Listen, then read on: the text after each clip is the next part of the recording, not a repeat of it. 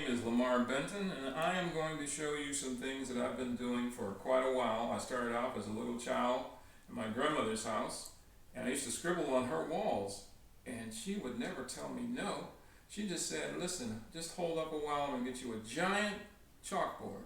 And so she allowed me to start drawing on the chalkboard instead of the walls. But she didn't tell me no, she didn't try to stop me. So she takes credit for a lot of what I'm doing now and throughout my life. But this is, I'm going to show you a few examples of what's known as gesture drawing. These drawings are live performances, and I was on location. And they're not really detailed, but they give you a feeling of what's going on. There's an energy involved there, and they're a lot of fun. They're done very fast, very fluidly. This is another example of that. This was a musician.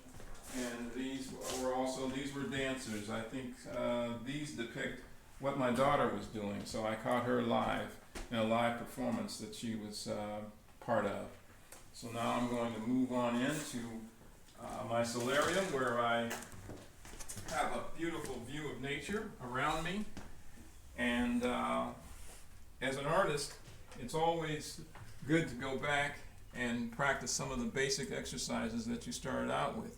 In my case, form study and how to indicate that they're three-dimensional by adding some shading to them. So I've already started on a sphere, as you can see, and this is a cast shadow here that I'm putting on, which the light is coming from this direction, and then this right here is a shadow that's formed on the object.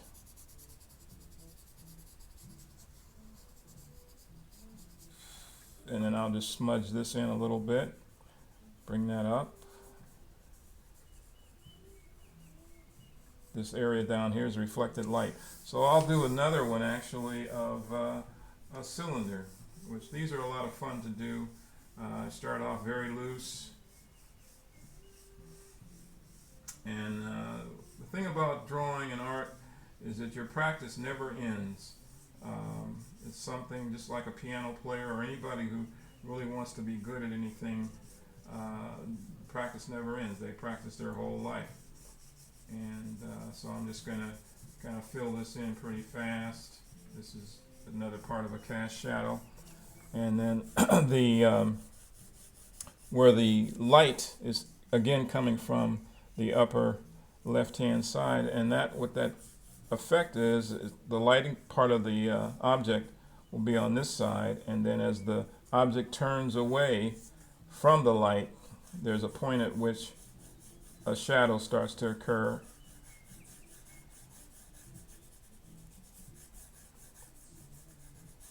On the object. These are rough. I'm not really doing a detailed situation here, but this gives you an idea of what can be done to make things look three-dimensional.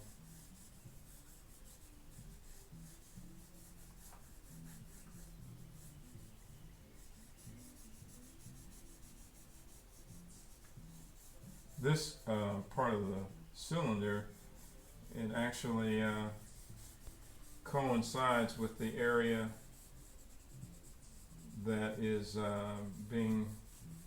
that I did on the sphere, same kind of area where this light object starts turning away from the light, and you get this kind of shadow.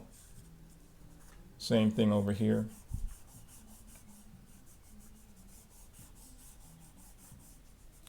These are not perfect, but gives you an idea. And the cast shadow is usually darker than the shadow that's on the object, that occurs on the object. But these are quick, fun things to do. It makes you aware, and you're able to see things a lot better. And the more you do it, the better you'll get at it.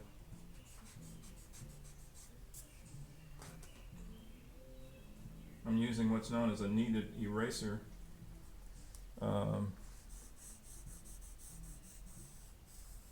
The eraser, you can knead it like dough, and it actually removes or folds the graphite in or whatever you're using, and it becomes clean again. And it's a very interesting kind of eraser. Um Another shape, common shape or common form, is a cube. Most of man-made objects, or products actually, will fall in a number of these categories: either a cube, a sphere, a cylinder, and also a cone.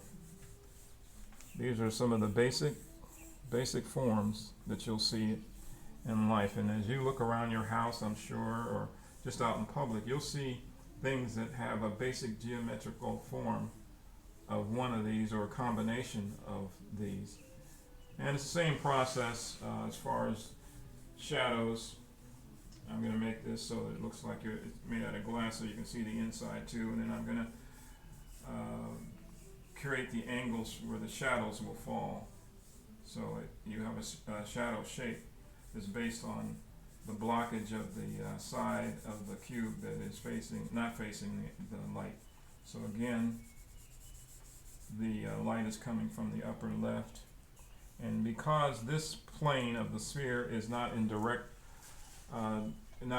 in the light, it's going to be a little darker. So I can just use my finger to smudge that.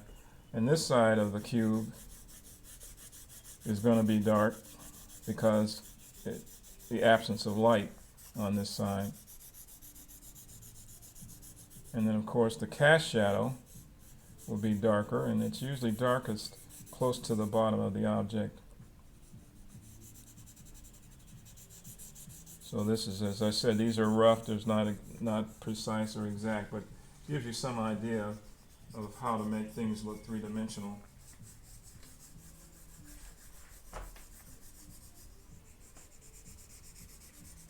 And let's see.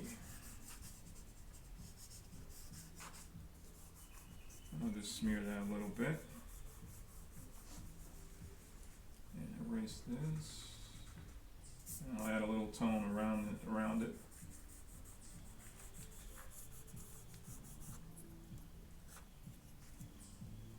And get rid of that.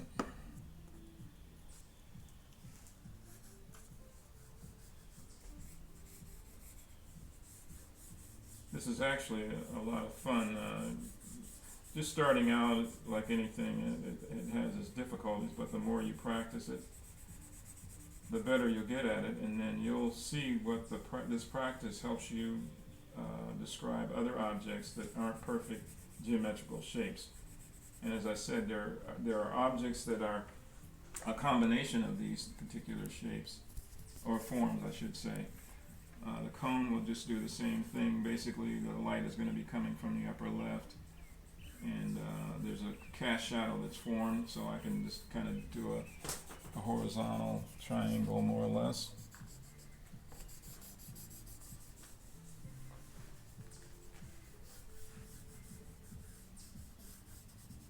And then the triangle, because the light again is coming from the upper left, you're going to have a shadow starting as the object turns away, the surface of the object turns away from the light.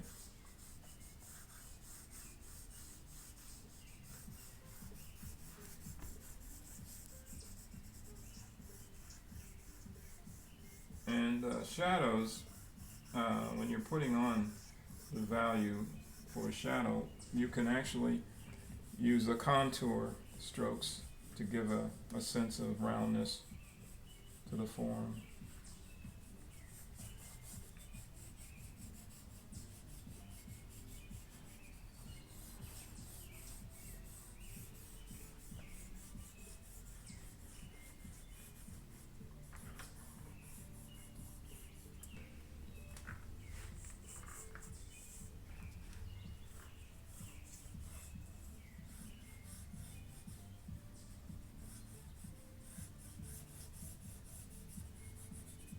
And again, the cast shadows, which are created because of a complete blockage of the light source, are darker. And depending on how close the light source is, the the edges of the shadow will become a little fuzzier depending on how far or how close the light source is. So, but usually it's darkest closer to the object, and then it kind of gets lighter, a little lighter, a little lighter, a little lighter. As I said, these are not exact, but it just gives you an idea of what you can do on a piece of paper that has 2 dimensions, length and height, and you can make objects appear to be solid.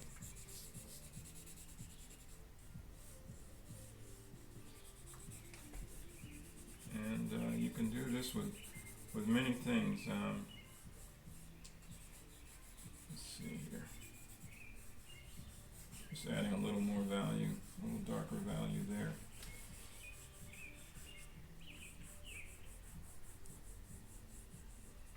You're basically going to have different features on objects.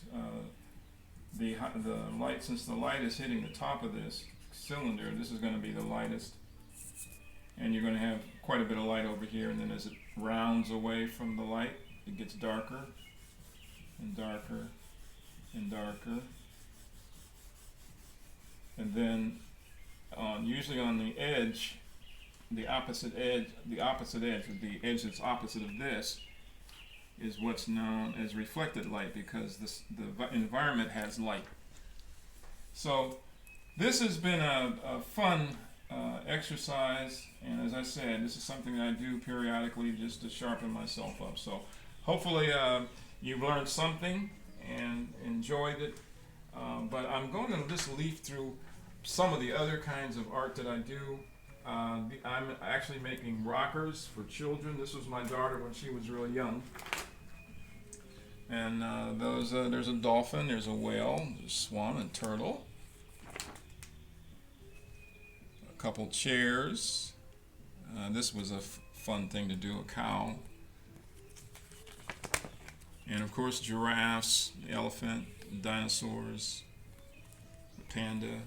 And my daughter again was the model for these items. Oh, I love horses, of course. These are carousel, my version of carousel horses.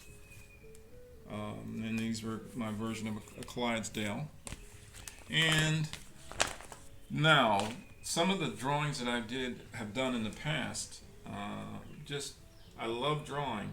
I could draw all day if I didn't have to do other things, but in this world we do have to do other things. So this is just a few examples of some of the other areas that I have been involved in as far as art.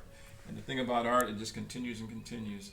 And the big thing and the big principle I'm trying to get across, that not only in art, if you want to be good at something, you have to practice daily. Thank you for watching, and hopefully I will be able to give other editions of this program.